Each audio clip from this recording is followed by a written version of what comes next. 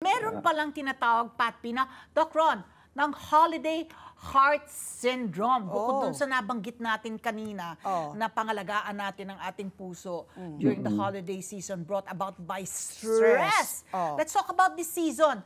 Ano yung mga factors that we have to watch out for in caring for our heart during the holiday season? Doc Ron? Yes. So, tama po yung sinabi ninyo kanina na there is actually an increase doon sa risk for heart attack, for strokes, and even for infections during the holiday season, particularly driven by stress-related na mga factors. Siyempre, nandiyan yung financial strain, yung stress na kailangan may pera ka for the holiday seasons in order for you to spend, you increase yung responsibilities mo, you try to meet the demands. Halimbawa, when you're working for a company, syempre you're trying to meet demands for the holiday season, yung social obligations mo sa family at saka doon sa mga workplaces, di ba? You have to attend parties, you have to attend gatherings, tapos sabay matraffic pa, nabubuluin pa yung traffic to go clear. Depression can also play a role, especially sa mga naghahanap ng mga gustong may partner sila during the holiday seasons, may kasama sila.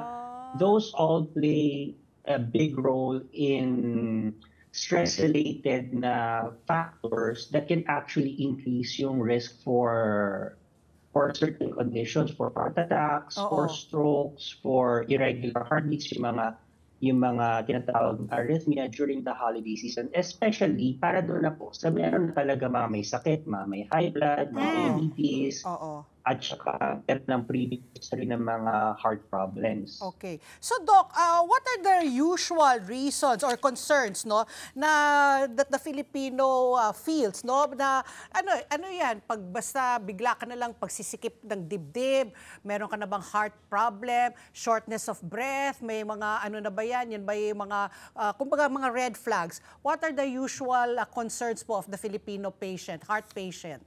Yes.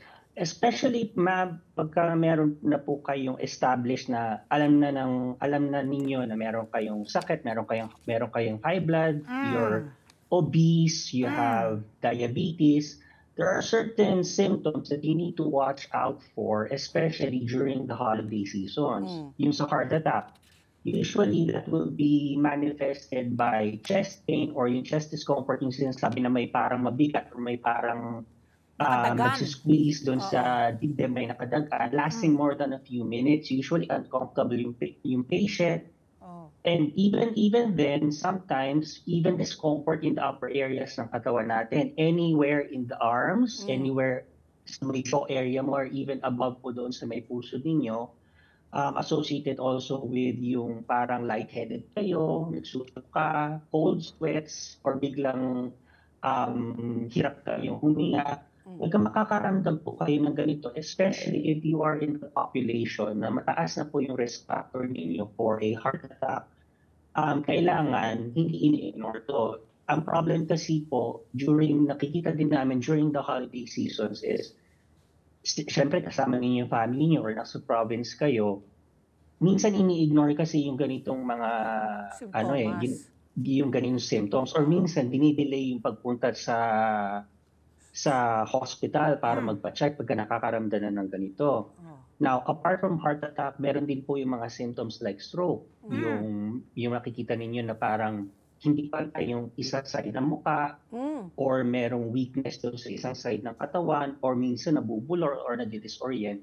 Ito po yung mga red flags na tinatawag na kailangan na binabantayan natin, especially pagka predisposed na po kayo sa ganitong mga problems. Halimbawa, you're over 40, you have high blood, yun nga po, meron po kayo mga ibang risk factors.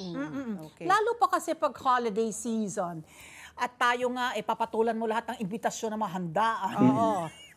Iba yung holiday food. Yes. Diba? So, ang tendency kasi, diba, Doc Ron, is for you to disregard. To overeat. Diba yung ikaw, alam mo na nga, meron kang existing condition, you know, it's because of nadadala ka nung holiday season. Andyan lahat ng dessert. Andyan lahat ng kakanin. Andyan lahat ng lechon. Andyan lahat ng masarsa, mapasta. More starch, more sugar, more salt. Is there a way to protect yourself other than avoiding? Pwede ba tikim-tikim? O Ano bawal ba pa rin na payo tikim? natin sa kanila para naman makasabay ka dun sa holiday spirit? Yeah. I don't know. Tama naman po hindi yun. naman Kasi tama to deprive yourself altogether. Ang lungkot Doc naman Ron? nun. Ang lungkot naman. Doc Ron. Yes, that's true. That's true naman po. No? Ang hirap naman kasi talaga na pigilan mo yung sarili mo, especially during the holiday seasons, pagka nakikita mo na kasama mong kumakain yung mga relative mo, tapos sabay ikaw, iba yung kinakain mo.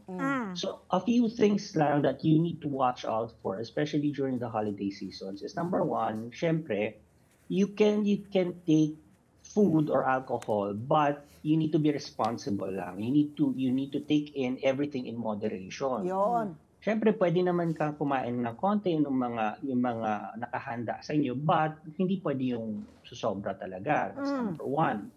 Tapos, number two, you need to take especially if you're on medications, you need to take your medications. Minsan kasi, syempre, sa sobrang pagsa-celebrate, especially during the holiday seasons, nakakaligtaan na yung pag-take ng medications mo for your cholesterol, medications mo for your blood pressure, yung mga pampalamnaw ng dugo para sa mga patient na may aspirin, di ba? Tapos, still maintain an active lifestyle. If you have a set na regimen po ninyo, especially during the holiday seasons, pagka may exercise kayo, huwag niyong kakalimutan na gagawin pa rin. Minsan po kasi, syempre, di ba, yung iba, lalo na pagka nag-vacation, pagka holiday season, nasiskip na nila yung usual na exercise nila that they're supposed to do on a regular basis. Tapos, you also need to, yun nga po, regarding sa symptoms, you need to be able to watch out for symptoms that might be heart attack, a stroke, or an irregular heart irregularity.